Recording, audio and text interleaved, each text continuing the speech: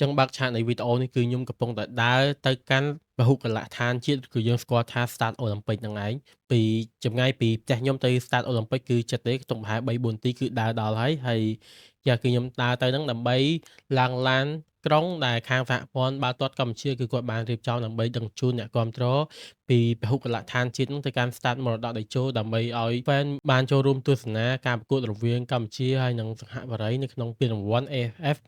យិនដៃខាប់លើកទី30ហើយគេមាន special performance មានន័យច្រើនមែនទែនហើយខ្ញុំសប្បាយចិត្តមែនទែនពេលដែលសហព័ន្ធគាត់រៀបចំបែបហ្នឹងអីដែលសំខាន់គឺខ្ញុំបានសពតទៅទស្សនាបាល់ free ហើយបានជិះឡានក្រុងទៅមក free ទៀតគឺយើងអស់តែថ្លៃទិញអីញ៉ាំតិចតួចសម្រាប់ខ្លួនយើងតែប៉ុណ្ណោះអូខេឥឡូវគឺយើងមកដល់ start ហើយបាទនេះគឺជាឡានបោះក្រុមជំនួយជាតិហើយឡានដឹកអ្នកគាំទ្រ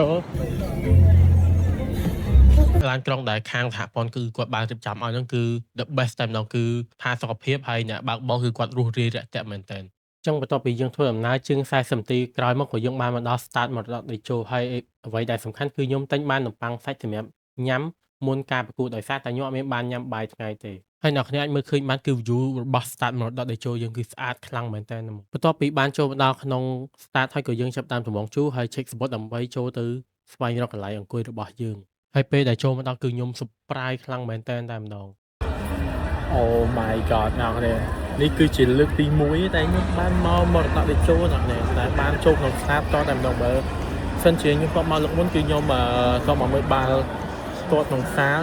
បន្ទាប់ពីយើងសម្រួលអីយ៉ាបត់បានរួចរាល់ហើយក៏យើងដាក់គូនគុយចុះយកនំប៉័ងសាច់យកមកញ៉ាំបណ្ដាខ្លែងមយូរនៅក្នុង start បណ្ដាពិតជាអែមមែនទែនបាទហើយមកស្ទុះក្រោយមកក៏កីឡាករនៃក្រុមជម្រើសជាតិទាំងសងខាងក៏ចាប់ផ្ដើមចេញមក warm up ហើយមានជាការសម្ដែង show ផ្សេងៗក៏ដូចជាការដង្ហែពានពីសំណាក់កីឡាករ legend ដែលយើងហៅថា legend អតីតកីឡាករឆ្នើមរបស់យើងនឹងឯងបន្តមកទៀតក៏យើងបានគ្រប់ទង់ជាតិនៃរាជាណាចក្រកម្ពុជាយើងក៏ដូចជាទស្សនាការប្រកួតផងដែរជាលទ្ធផលគឺយើងបានចែកសង្ហបុរី 2-1 ហើយលទ្ធផលគឺធ្វើកពូលមុខខ្លាំងមែនទែនខ្ញុំនិយាយលេងលឺហើយស្អីឡើងស្អកអរហើយខ្ញុំអត់សប្បាយចិត្តជាមួយនឹងទម្រង់ថ្ងៃហ្នឹងទេខ្ញុំស្អប់ទម្រង់ថ្ងៃហ្នឹងមែនទែនយើងអត់ទាំងមានបាល់លេងយើងមានបាល់លេងតិចតួចបំផុតហើយសិង្ហបុរីមានឱកាសសុទ្ធយើងរហូតខ្ញុំអត់សង្ឃឹមមួយទម្រង់ថ្ងៃហ្នឹងខ្លាំងចាឥឡូវយើងកំពុងតែដើរទៅវិញយើងដើរទៅ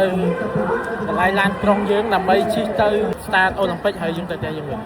ខ្ញុំដឹងថ្ងៃដែលប៉ះទី1ហ្នឹងខ្ញុំបានមកមើលទៅដល់ទេអាចនឹងមើលតាម live ច្រើនជាងហើយបន្ទាប់ពីហ្នឹងមកទៀតក៏យើងបានដើរចេញពី start តម្រង់ទៅកន្លែងឡានក្រុងដើម្បីឡើងឡានមកផ្ទះយើងវិញ Anyway វីដេអូរបស់យើងមានតែប៉ុណ្្នឹងឯងហើយបើសិនជាអ្នកនរចូលចិត្តមើល vlog បែបហ្នឹងកុំភ្លេចជួយ follow ច្រើនក៏ដូចជា comment ច្រើនមកហើយយើងនឹងជួបគ្នានៅវីដេអូក្រោយទៀត Bye